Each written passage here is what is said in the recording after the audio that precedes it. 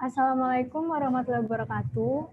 Kami dari kelompok 4, di sini kami akan mempresentasikan mengenai sistem pencernaan. Sebelumnya, izinkan kami untuk memperkenalkan diri terlebih dahulu.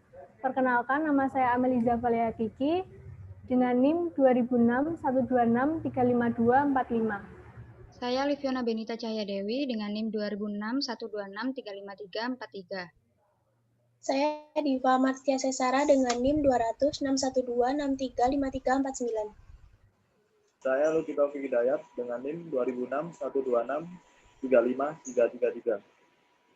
Langsung saja, untuk yang pertama akan dijelaskan oleh Luki. Sistem pencernaan. Sistem pencernaan adalah sistem organ dalam manusia yang berfungsi untuk menerima makanan, mencernanya menjadi zat-zat gizi dan energi, menyerap zat-zat gizi ke dalam aliran darah, serta membuang bagian makanan yang tidak dapat dicerna atau merupakan sisa proses tersebut dalam tubuh. Next. Proses pencernaan. 1. Pencernaan mekanis. Proses perubahan molekul makanan yang besar menjadi kecil-kecil, misalnya penghancuran makanan dengan gigi atau dengan otot lambung. 2. Pencernaan kimiawi. Proses perubahan molekul bahan organik yang ada dalam bahan makanan dari bentuk yang kompleks menjadi molekul yang lebih sederhana dengan bantuan enzim.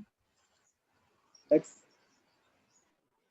Selanjutnya ada peran utama sistem pencernaan. Yang pertama, motilitas, kegiatan yang mengacu pada kontraksi otot yang mencampur dan mendorong isi saluran pencernaan. Yang kedua ada sekresi. Pada setiap sekresi pencernaan terdiri dari air, elektrolit, dan konstituen organik spesifik yang penting dalam proses pencernaan seperti enzim, garam empedu, atau mukus. 3. Pencernaan. Proses penguraian makanan dari struktur kompleks menjadi satuan-satuan yang lebih kecil yang dapat diserap oleh enzim yang diproduksi di dalam sistem pencernaan. Yang keempat, terjadi penyerapan, yaitu proses satuan-satuan yang kecil yang diserap bersama air, vitamin, dan elektrolit, kemudian dipindahkan dari lumen saluran pencernaan ke dalam darah atau limfe. Selanjutnya ada saluran pencernaan, dimulai dari mulut, kemudian ada kelenjar ludah, terus esofagus atau kerongkongan, kemudian hati, lambung, usus halus, usus besar, rektum, dan juga terakhir di anus.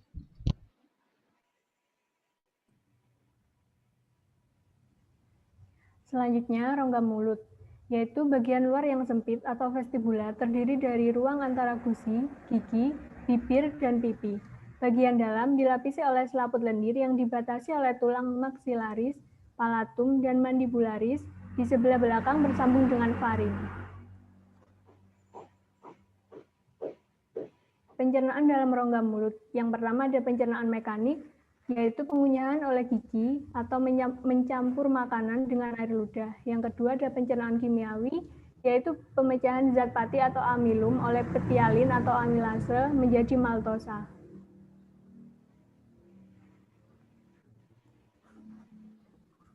Next. Selanjutnya, gigi. Fungsi gigi.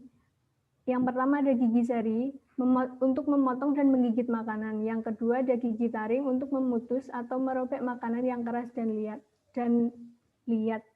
Yang ketiga ada gigi geraham untuk mengunyah atau menggiling makanan yang sudah dipotong-potong. Untuk bentuk gigi, ada gigi sulung, mulai tumbuh pada anak-anak umur 6-7 bulan, dan gigi tetap tumbuh pada umur 6-18 tahun.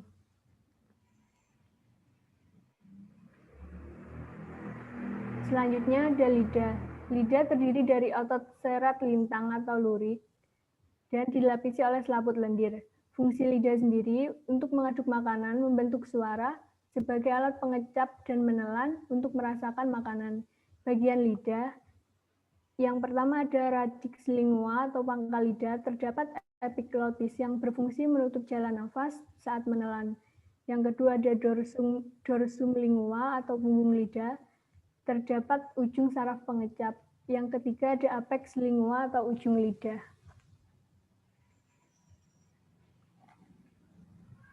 Next. Selanjutnya, kelenjar ludah. Yang pertama, kelenjar parotis, yaitu merupakan kelenjar yang terbesar yang terletak di depan agak ke bawah telinga pada sisi kanan dan kiri. Yang kedua, kelenjar submandibularis, yaitu kelenjar kedua terbesar setelah kelenjar parotis, terletak di bawah kedua sisi tulang rahang dan berukuran kira-kira sebesar buah kenari. Yang ketiga, kelenjar sublingualis, yaitu kelenjar yang terkecil terletak di bawah lidah kanan kiri serta menuangkan sekretnya ke dalam dasar mulut.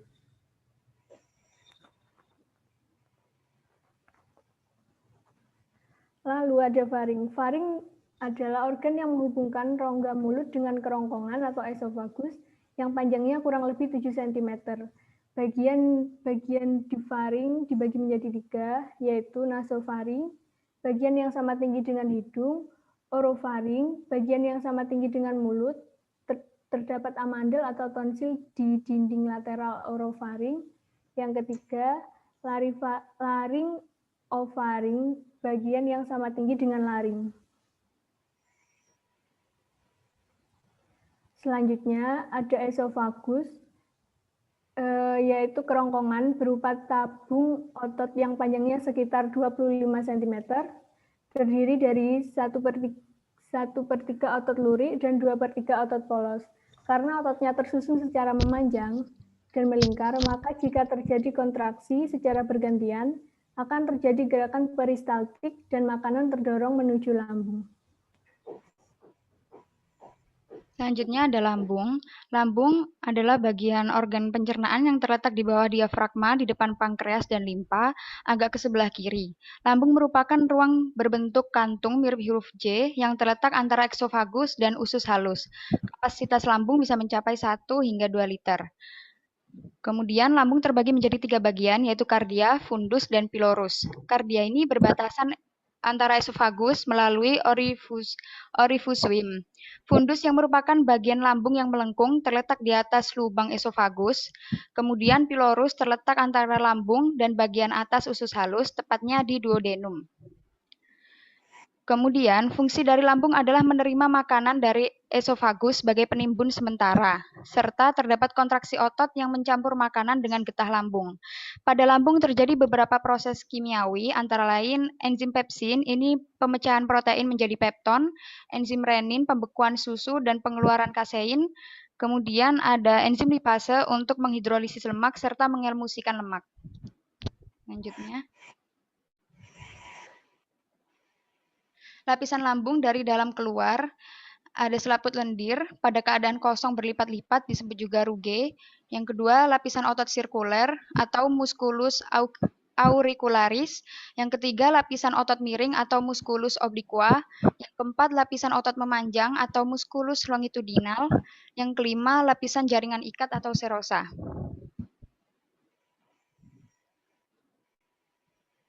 Selanjutnya ada usus halus. Usus halus atau instantium merupakan bagian yang berpangkal pada pilorus yang panjangnya kurang lebih 6 meter. Usus halus adalah bagian saluran cerna di antara lambung dan usus besar. Fungsi usus halus diantaranya menerima zat-zat makanan yang sudah dicerna untuk diserap melalui kapiler darah dan saluran limfa, menyerap protein dalam bentuk asam amino, karbohidrat diserap dalam bentuk monosakarida, kemudian mengabsorpsi air, garam, dan vitamin. Pencernaan makanan lebih lanjut pada usus halus dengan getah pankreas, empedu, dan getah usus. Nah, getah usus dan pankreas mengandung enzim, diantaranya tripsin untuk protein menjadi asam amino, enzim amilase, karbohidrat menjadi glukosa, enzim maltosa dan galaktosa, kemudian lipase untuk lemak menjadi asam lemak dan gliserol. Next. Lapisan usus halus.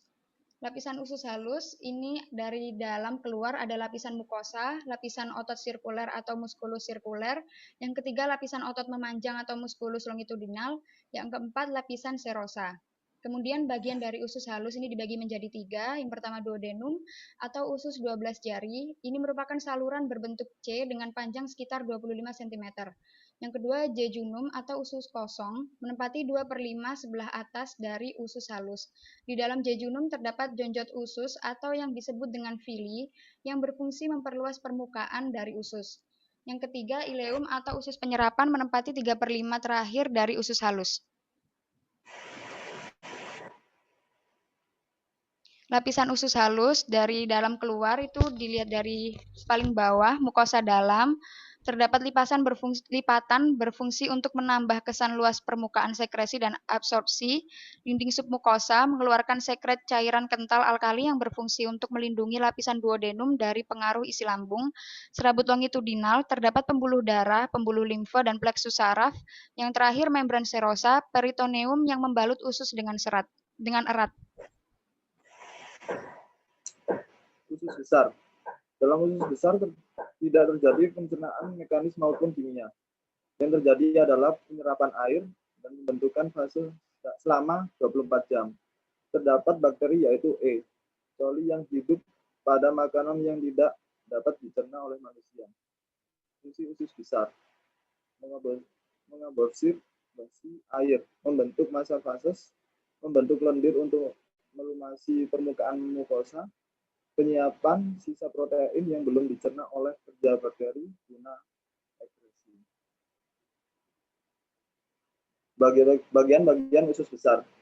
Sekum, membentuk kantung bantu dan bawah taut antara usus halus dan usus besar di katut ileosekum. Appendix feminiform, merupakan tonjolan kecil mirip jari di dasar sekum. Kulon, membentuk sebagian besar usus besar dan terdiri dari 4 bagian yang relatif lurus.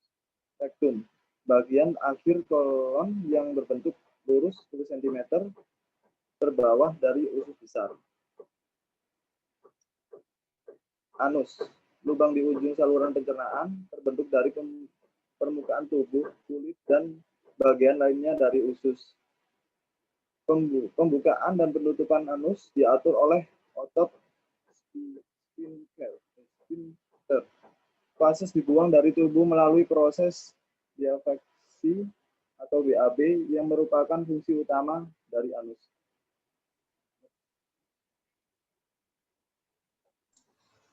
Hati terletak di bagian atas rongga abdomen di sebelah kanan bawah diafragma. Beratnya kurang lebih 1,5 kg.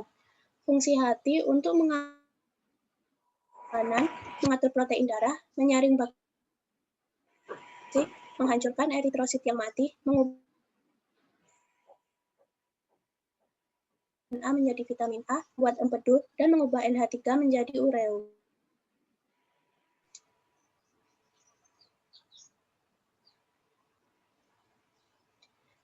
Kantung empedu.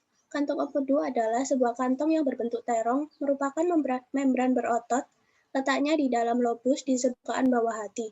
Panjangnya 8-12 cm. Kantung empedu berwarna hijau gelap. Letak kantung empedu berada pada lekukan di bawah lekukan hati. Empedu fungsi sebagai tempat persediaan empedu yang pekat.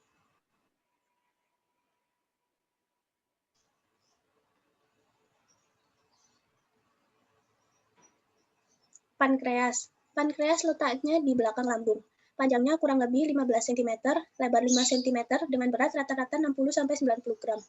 Hasil sekresi pankreas yaitu hormon insulin, dihasilkan dari pulau Langerhans, dan getah pankreas mengandung amilase, yaitu amilu menjadi maltosa, lipase, lemak menjadi asam lemak dan gliserol, NaHCO3, basa, tripsinogen protein menjadi asam amino.